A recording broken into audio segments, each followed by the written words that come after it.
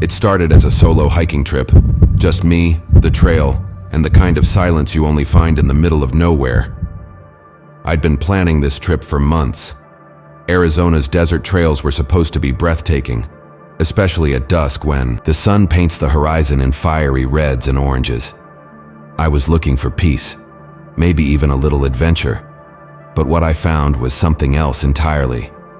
The trail was well marked, at least at first.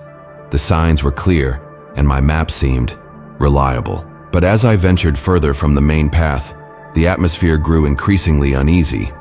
The air felt heavier, and the chirping of insects that had accompanied me earlier began to fade.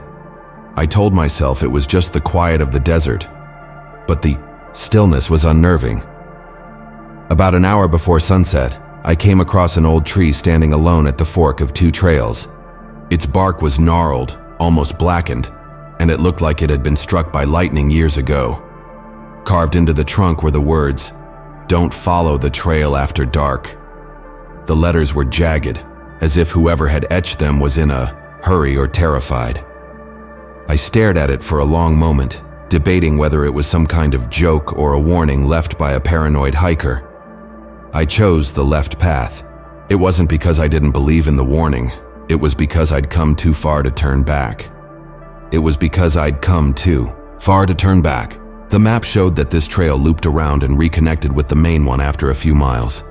I figured I'd make it back to my car just after dark.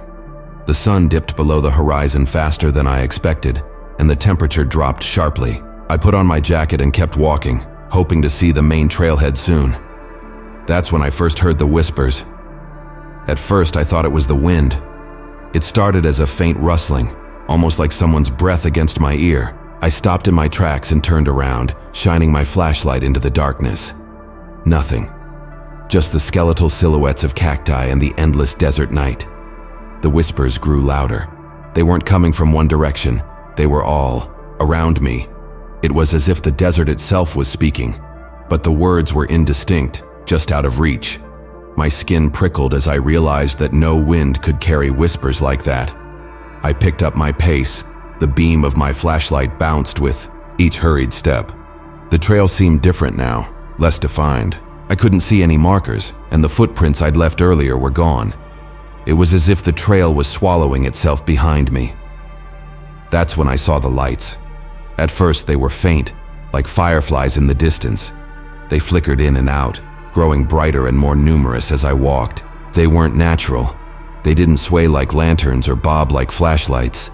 They hovered, pulsing softly, almost like they were alive. I should have turned back then.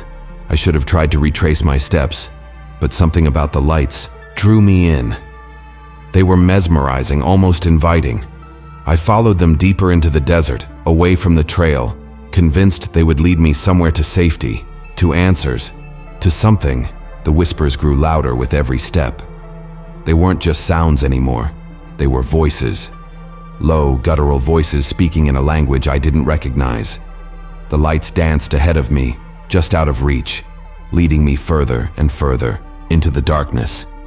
And then, I tripped. My flashlight flew from my hand, clattering onto the rocky ground. The bulb shattered, plunging me into near-total darkness. The only light came from the strange orbs ahead of me, casting long, shifting shadows. As I scrambled to my feet, I realized the whispers had stopped. The silence was worse. I reached for my phone, but the screen stayed black no matter how many times I pressed the power button. My heart sank as I realized I was completely alone, with no way to call for help. The lights had stopped moving. They hovered in place, almost as if they were waiting for me. I took a cautious step forward. The ground beneath me felt different, softer, almost spongy. I shone my phone's weak flashlight downward and froze. The dirt wasn't dirt anymore. It was covered in a thin, grayish film, like ash or decay.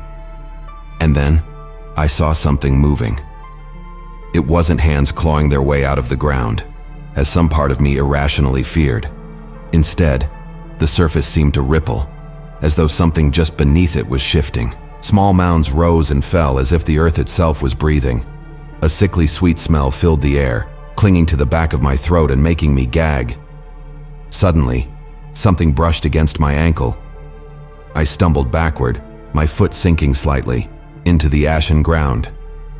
A dark tendril, thin and vine-like, emerged from the soil, curling toward me with an almost deliberate slowness. It was cold to the touch, and the texture reminded me of dried leather. I yanked my leg free and staggered away. My chest was tightening with panic.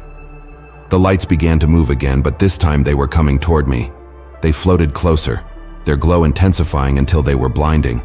I turned and ran, not caring where the trail was or where I was going. My only thought was to get away. I don't know how long I ran. Minutes? Hours? Time didn't feel real anymore. The desert stretched endlessly in every direction, and the lights followed me no matter how far I went. My legs burned, my lungs ached, and I was certain I'd collapse at any moment. And then, as suddenly as they'd appeared, the lights vanished. The whispers stopped, and the ground beneath me felt solid again. I slowed to a halt, gasping for air, and looked around. The desert was quiet, too quiet. The first rays of dawn were breaking over the horizon when I finally found the main trail. Relief flooded through me as I recognized the path that led back to the parking lot. But as I took my first step, I noticed something strange. The ground was untouched. No footprints, no scuff marks, nothing to indicate I'd ever been there. It was as if the desert had erased every trace of my presence. When I reached my car, I found a note tucked under the windshield wiper. It was written on old weathered paper in a shaky hand. The message was simple. "You were lucky.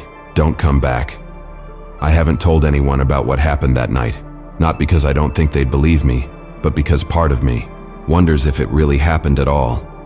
The desert has a way of playing tricks on your mind, but deep down, I know the truth. Something out there was watching me, guiding me, and testing me. And whatever it was, it let me go. This time,